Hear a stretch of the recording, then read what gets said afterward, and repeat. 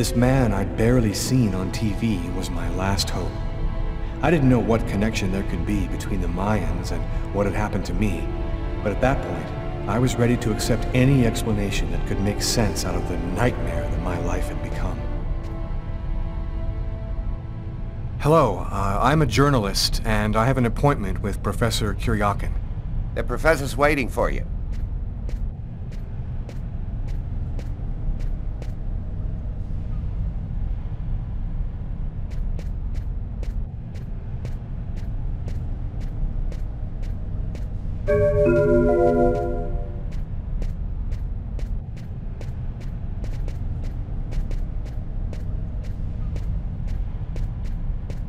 Professor Kuriakin? Yes? My name's John Cunningham. We spoke on the phone. I'm a journalist, and I'm gathering information for an article I'm writing about the Mayan religion. Ah, yes, I've been waiting for you, young man. What paper did you say you write for once again? I work for a new magazine called History and Culture. Curious. I've never heard of it.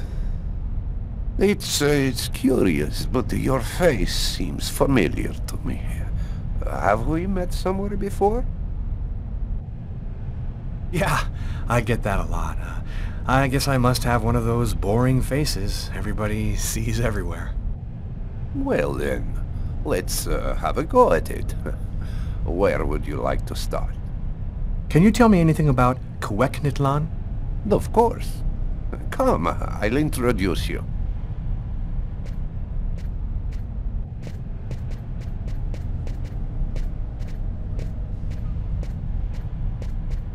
You see before you the ancient Mayan god Kueknitlan, the serpent with the two heads.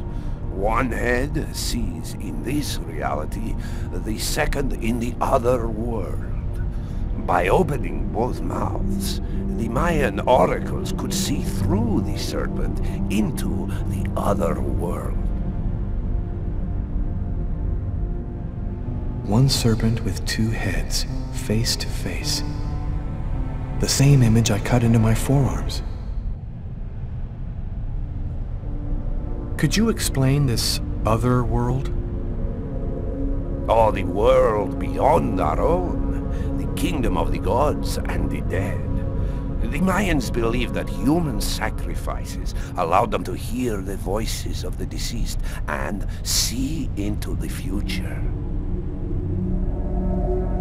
Tell me, how did the sacrificial ceremony work? Come, I'll show you.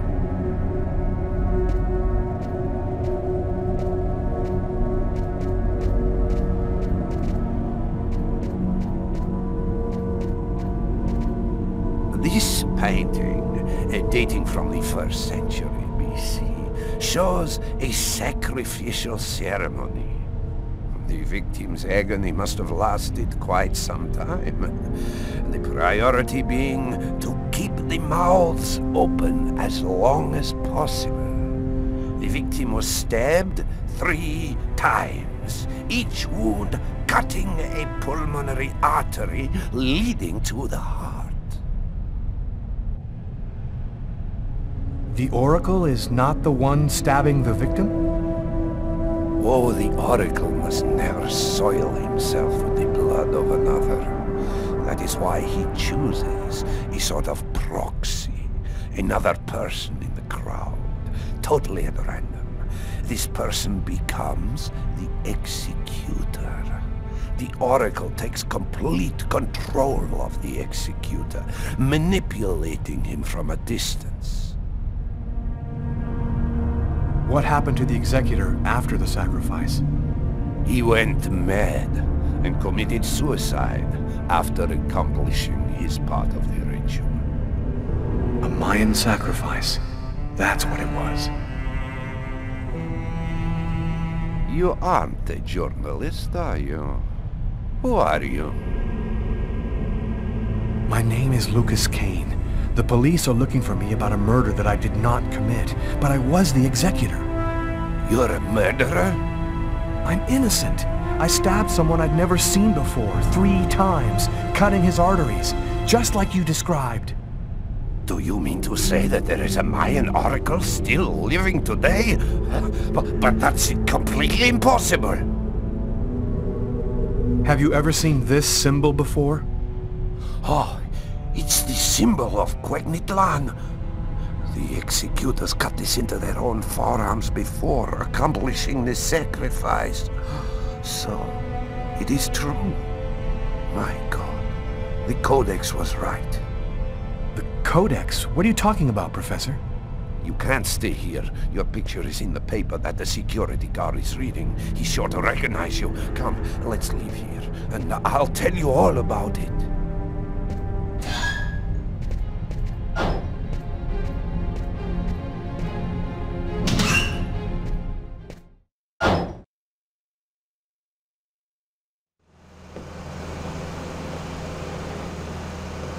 Thank you for your help, Professor.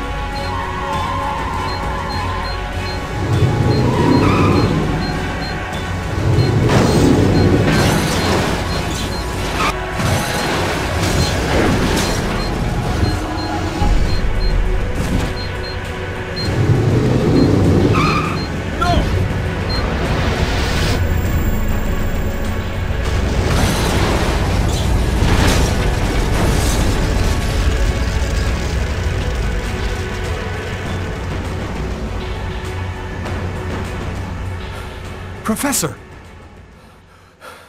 The Codex speaks of the coming of a child, a prophet, the answer to all of life's questions. The oracle kills to find the child.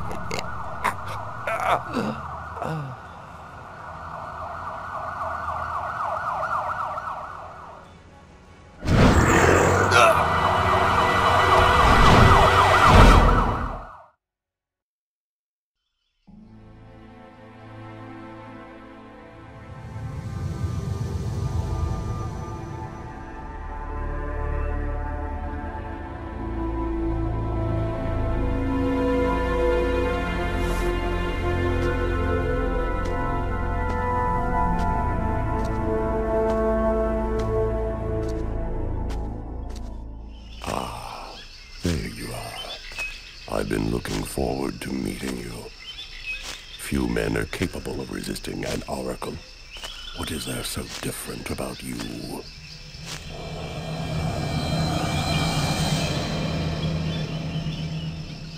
The chroma. You have the chroma. So that explains it. How did you ever acquire such a power? No matter. What matters is, the time has come for you to die. The chroma?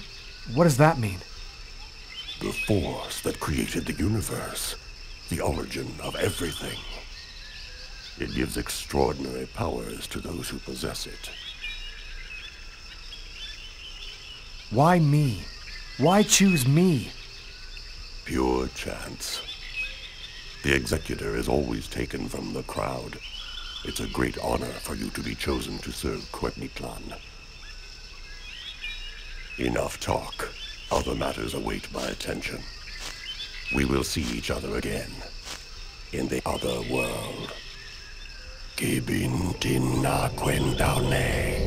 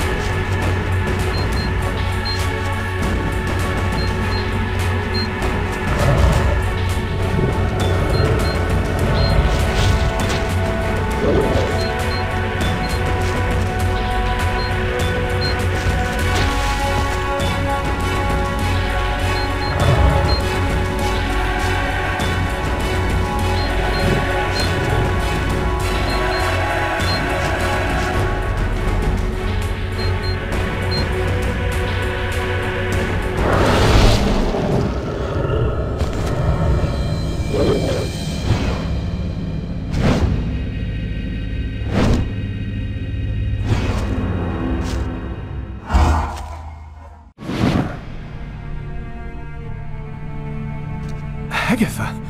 But how... Listen closely, Lucas.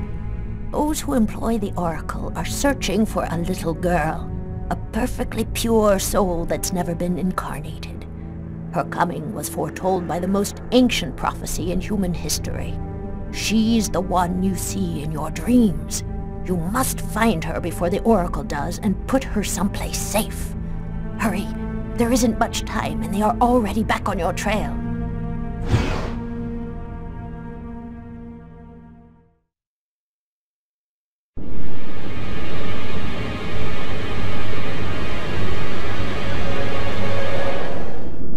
I must inform you that we are unhappy.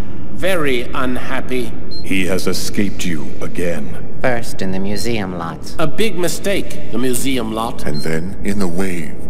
What's worse, you showed yourself openly to him. And all for nothing. It's just... I was unaware of certain factors, my lords. Which factors? He possesses the chroma. That's impossible. Idiocy. How could he possess the chroma? I know not, but it is a certainty that he does. This is how he resisted my psychic attacks and successfully evaded the police. This could force us to change our plans. This is serious. Very serious. That is not all.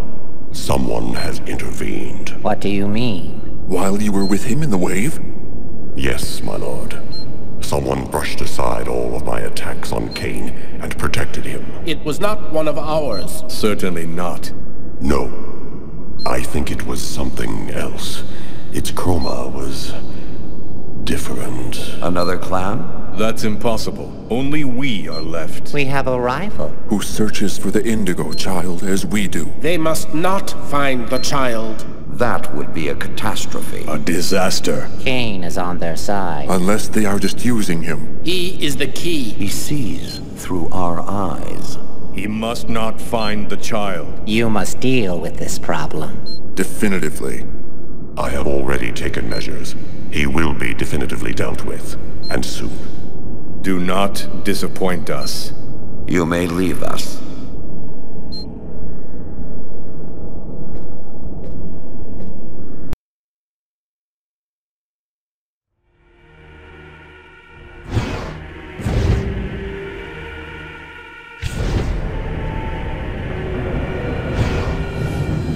The Oracle is in Marcus's church. There's not a moment to lose. I've got to warn him or he's dead. We should wait, Carla. Backup will be here any minute now. No way. This time I'm gonna get him. That desk guy swore to us that he was in his room, and he's not gonna get away. I hope that guy didn't screw up when he said he recognized Kane's photo from the papers. He looked so blind he wouldn't recognize his own mother in a phone booth. We'll find the answer in room 369.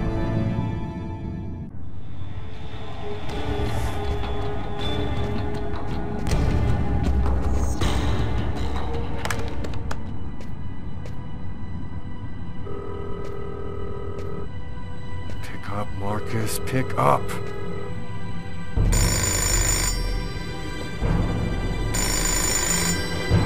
Hello, my son. I'll be with you in just a minute. I just need to answer the telephone.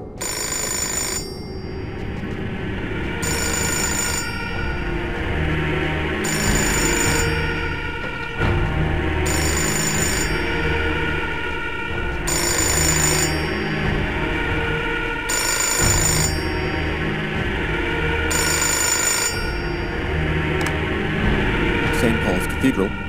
Marcus, he's in the church. Don't let him get anywhere near you. Lucas? Is that you, Lucas? What's going on? I don't have time to explain, Marcus. Run, right now. Shut the doors and lock them tight. I'm begging you, just do what I say. Oh, come now, Lucas. Just do it, now!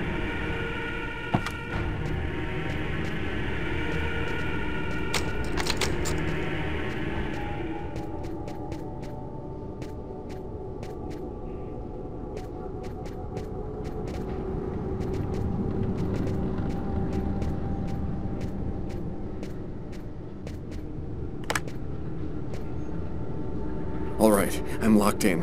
Now, can you explain what's going on? Call the police, and don't come out until they get there. Lucas? 369.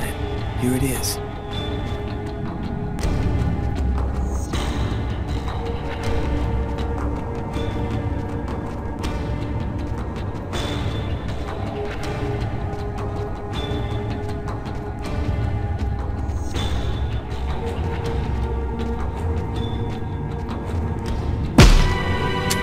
Either he's gone through some changes since the photo, or this is not him. Calm down, girl.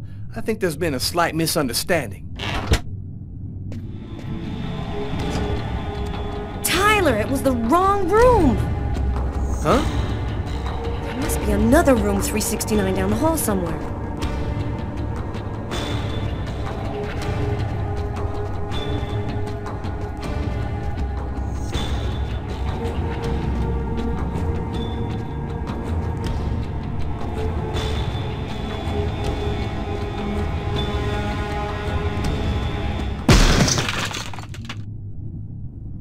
I think the bird has flown the coop. I'm gonna find him, Tyler. I promise you. Come on, let's go.